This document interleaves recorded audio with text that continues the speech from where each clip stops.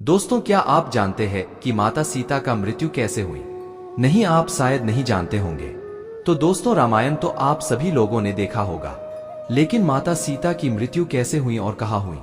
तो दोस्तों, आप नहीं जानते तो हम आपको इस वीडियो के माध्यम से विस्तार पूर्वक बताऊंगा।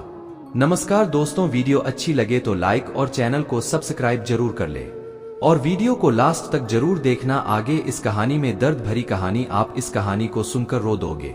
तो मित्रों, चलते हैं वीडियो की ओर। माता सीता अपनी पूरी जीवन भर दुख सहती रही, कष्टों पे कष्ट आते रहे, लेकिन माता सीता अपने धर्म और अपने कर्तव्य का पालन करती रही।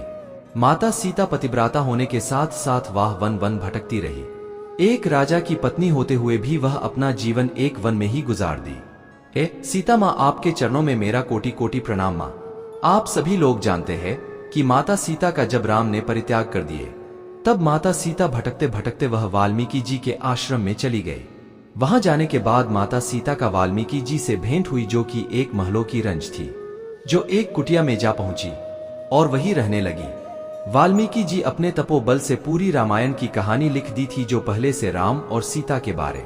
सीता जी वन में लकड़ी कटती और फिर खाना बनाकर खाती थी, लेकिन उनके मन में बस राम का ही वियोग सताता था।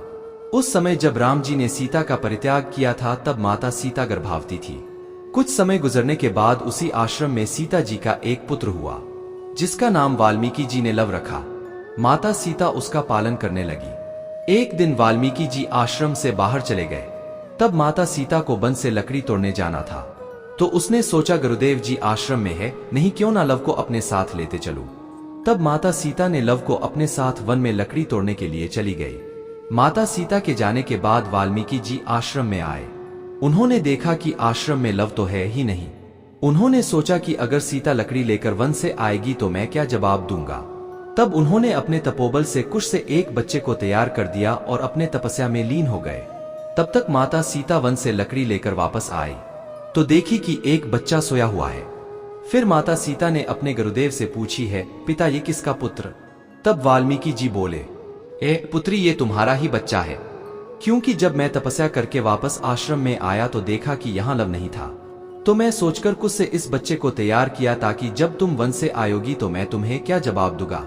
माता सीता ने भावुक होकर बोली, है गुरुदेव, मुझसे गलती हो गई, माफ कर दीजिए।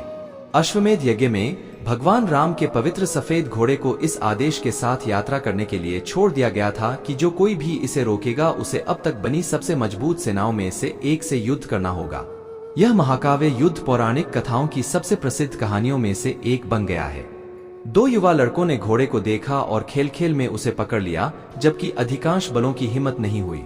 बहुत छोटे लव और कुश पवित्र घोड़े द्वारा दिए गए संदेश पर ध्यान न देते हुए अपने अटूट साहस का प्रदर्शन करने की तैयारी करते हैं। पौराणिक कथाओं के अनुसार माता सीता अपने पुत्रों के साथ वाल्मीकि आश्रम में ही रहती थी। जब भगवान श्री राम ने अश्वमेध यज्ञ का आयोजन किया तो उस यज्ञ में वाल्मीकि जी ने लव और कुश को रामायण सुनाने के लिए भेजा। राम ने दोनों कुमारों से यह चरित्र सुना। इसके बाद राम ने सीता को कहलाया कि यदि वे निष्पाप हैं तो यहाँ सभा में आकर अपनी पवित्रता प्रकट करें। वाल्मीकि जी माता सीता को लेकर सभा में गए। वहां सभा में वशिष्ठ ऋषि भी थे।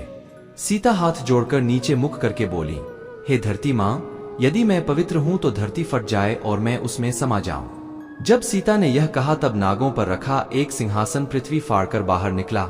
सिंहासन पर पृथ्वी देवी बैठी थी। उन्होंने सीता को गोद में बैठा लिया और सीता माता के बैठते ही वह धरती में समा गई। वहीं पद्म पुराण की कथा के अनुसार सीता धरती में नहीं समाई थी, बल्कि उन्होंने श्री राम के साथ रहकर सिंहासन का सुख भोगा था और उन्होंने भी राम के साथ में जल समाधि ले ली थी।